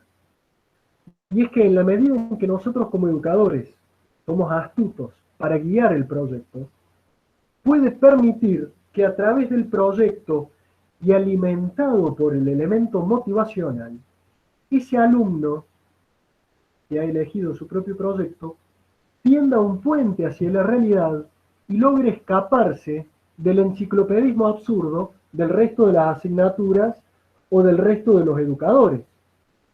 Es decir, si yo soy un educador realista, a contrapelo de mi cuerpo de colegas, que son 40, que lo único que hacen es pasar de una página a otra de sus manuales, tengo yo detrás de un proyecto dos elementos muy gauchos, muy útiles a mis propios objetivos, que son la motivación, porque el alumno elegirá el proyecto o podré dialogar con el alumno, un proyecto que lo entusiasme, y además podré, a través del proyecto, puentear el alumno a la realidad. Y ustedes dirán, bueno, por ejemplo, justamente que lo que fuese, si se trata de un proyecto asociado a la biología, bueno, no pasarse mirando imágenes de vegetales o de animales, sino hacer una observación empírica, real, natural. Pero si se trata de la filosofía, no ceñirme a la lectura y a la repetición formulera de los datos que he adquirido, sino establecer un diálogo tanto con el educador, me estoy posicionando en el lugar del educando, del alumno, establecer un diálogo filosófico con el educador, o bien establecer un diálogo con el autor que tengo que estudiar. Una buena dosis del problema educativo hoy, de cara al estudiante, es que el estudiante está acostumbrado a memorizar. El estudiante jamás entra en diálogo con el tema. Primero porque el tema no lo motiva, ¿qué le importa? El pobre estudiante es ahí un reo, un esclavo, un preso de las imposiciones de otros. No tiene motivación, pero segundo punto, puesto que no tiene motivación, lo único que hace es ceñirse a la memorización. En ese sentido, la pedagogía moderna es una forma de adiestramiento, no muy diferente al adiestramiento de un animal.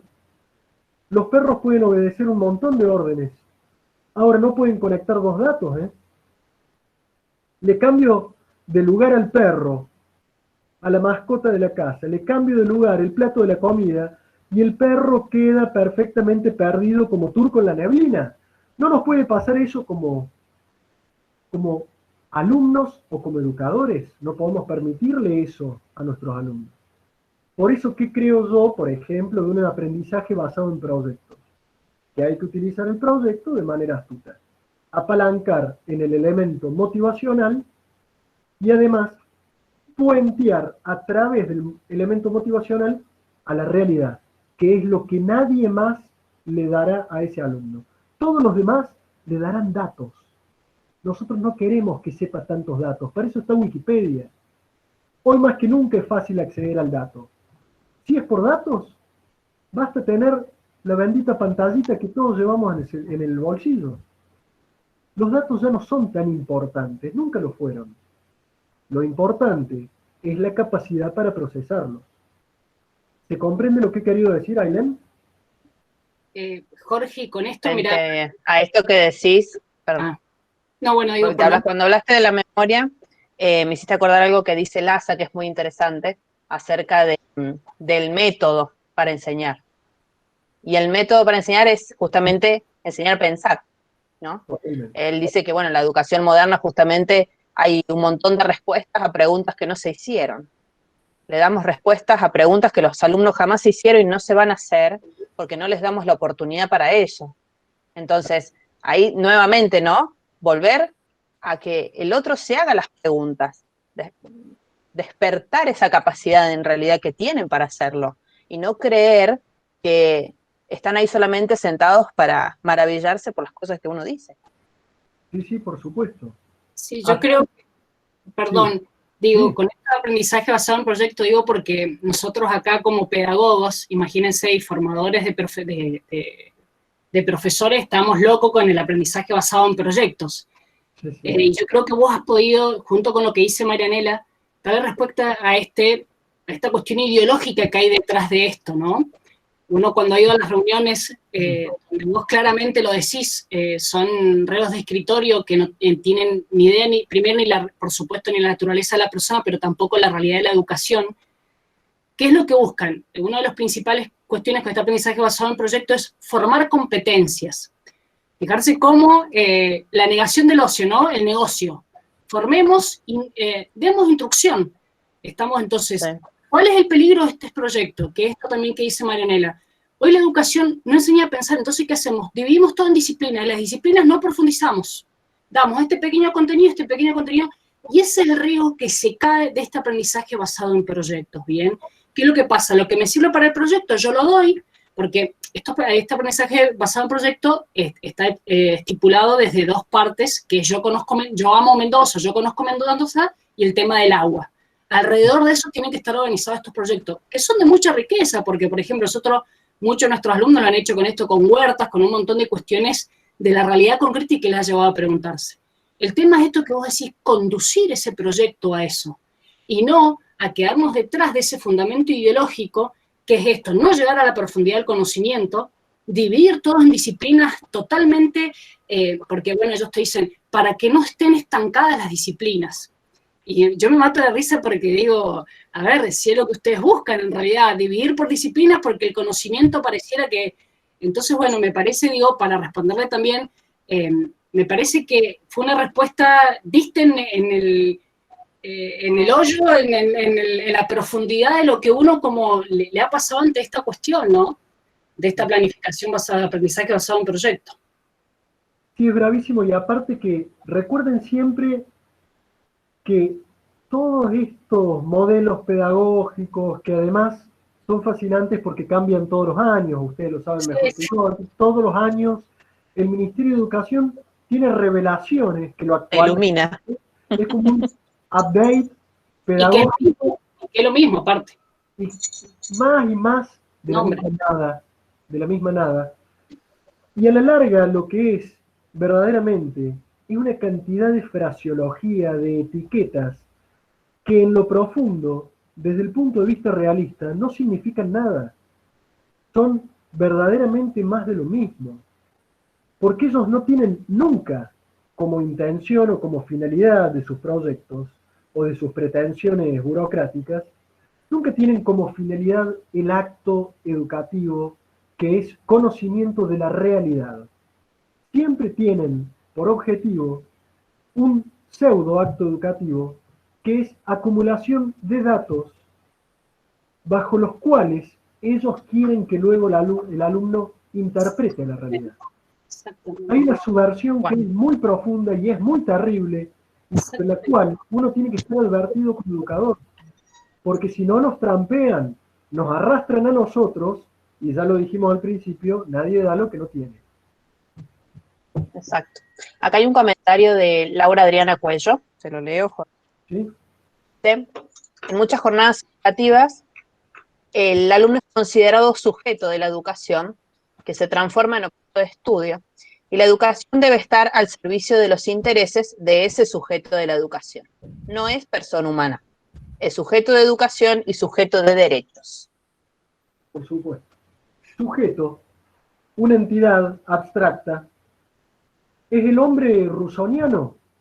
Fíjense que en realidad hay una correspondencia perfecta entre el liberalismo, el positivismo, el racionalismo con la pedagogía moderna. Porque ese sujeto de derechos del que habla el burócrata de turno es una entidad abstracta. La humanidad, el hombre como tal, no existe. Esto en filosofía, aquellos amigos que sean más versados en los problemas filosóficos, lo saben muy bien. La humanidad, esa esencia que está ahí dando vueltas como una abstracción y a la cual apenas accedemos, conectamos y desconectamos conceptualmente, no existe. Eso es algo que no pueden entenderlo los modernos. No existe el tal sujeto de derechos. Pero Jorge, ¿cómo que no existe? Y a ver, ¿quién existe? Existe Pedro, existe Juan, existe Laura, pero no existe la humanidad. Entonces, ¿qué pasa? Traducido esto, el problema pedagógico o educativo moderno. El burócrata de turno, entre mate, perdón Gastón, el mate es legítimo, no hay dudas de ello. Los malos son los que han invadido el terreno del mate, pero el burócrata de turno, entre su mate y su criollito, establece un montón de presupuestos, de prejuicios, de pretensiones respecto a un supuesto sujeto educativo, que es, por supuesto, sujeto de derechos, y al cual pretenderá luego inocularle todo aquello que ha deducido él entre su mate y su criollo, en su oficina, con un desconocimiento cabal, absoluto y deliberado de la naturaleza del alumno. Por eso cuando uno recibe los mamotretos que caen del gobierno, que todos los años cambian, uno dice, pero estos tipos entraron alguna vez a un aula. ¿Estos tipos alguna vez intentaron hablar cara a cara con un alumno? Hay una frase de Castellani que es maravillosa y que con la ventaja de estar ahora con el medio virtual quizás pueda encontrar yo rápidamente, pero es hablando justamente del problema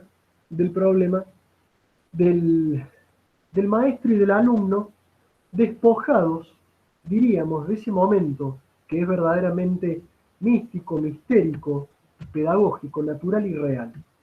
Si me dan un segundo, yo se las voy a encontrar seguramente.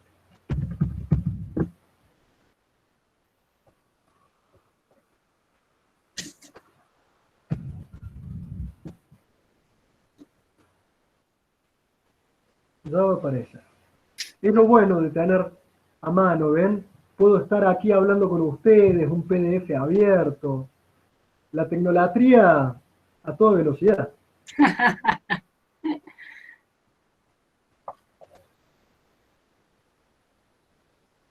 Bueno, por supuesto no logro encontrarlo, no lo voy a encontrar. Bueno, pero ese es el punto. Para el pedagogo moderno, y digo pedagogo pensando en estos fabricantes seriales de nuevos proyectos, para todos ellos el alumno es una entidad abstracta.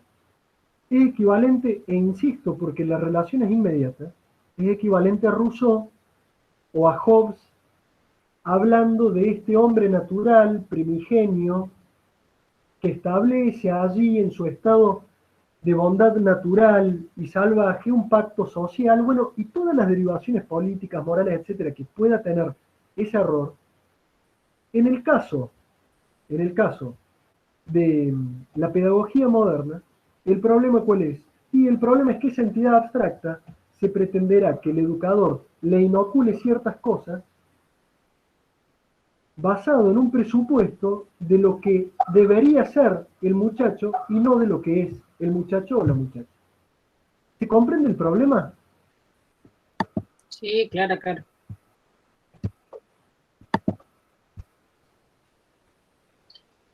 No sé si hay más preguntas o comentarios. Si no, lo liberamos a Jorge. Aquí tengo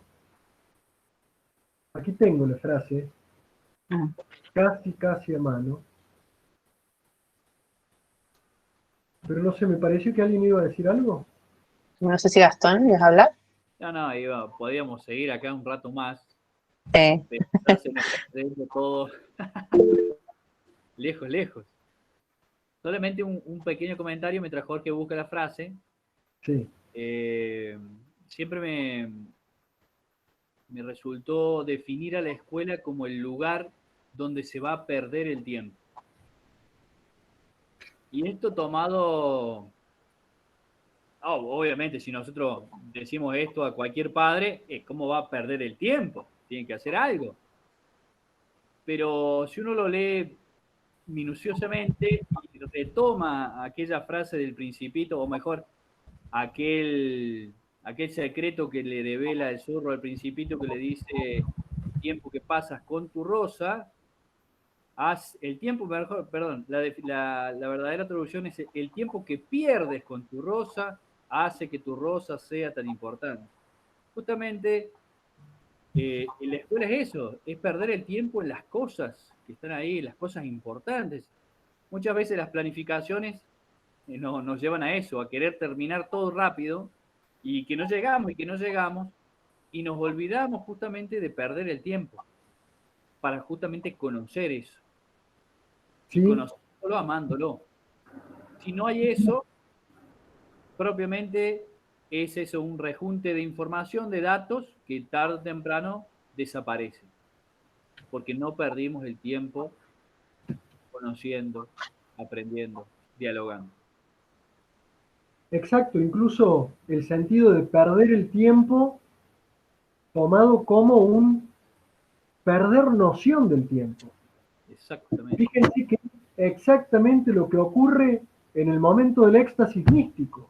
Sí. Hay una pérdida absoluta de la noción de tiempo porque hay un ingreso absoluto y radical en el kairos, en el tiempo eternal.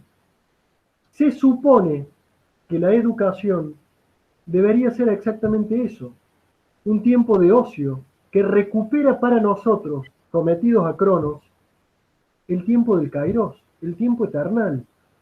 Aquello que nos pasa de una manera trivial y doméstica, cuando estamos encantados en una conversación con un querido amigo, y de repente tomamos de nuevo noción del tiempo y decimos: caramba, qué rápido pasó todo. Esa es el aula que queremos como docentes. Esa es el aula que merecen nuestros hijos y que merecen nuestros alumnos.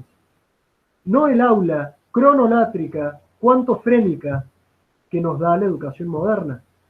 Y aquí he encontrado justamente esta frase que, fíjense, va como anillo al dedo, porque dice el padre Castellani, y lo dice en Reforma de la Enseñanza. Nuestra enseñanza consiste, hablando por ejemplo de la secundaria, en una procesión de señores casi desconocidos y no siempre apreciados, que pasan vertiendo muy apurados una hora diaria de una de las 30 bolillas, de uno de los 10 programas, de uno de los 5 cursos. Un bachiller puede acabar su mandato sin haber estado ni una sola vez delante de un hombre que se ha encontrado con él como hombre, de una mente que lo haya tratado como mente, de un corazón como corazón, de un maestro como discípulo. Es tremendo lo que dice el padre Castellani, pero dramáticamente cierto. Sí. totalmente. No puede terminar mejor la charla. Realmente, muy bueno. Tal cual. Bueno, Bueno, muy agradecido por la invitación.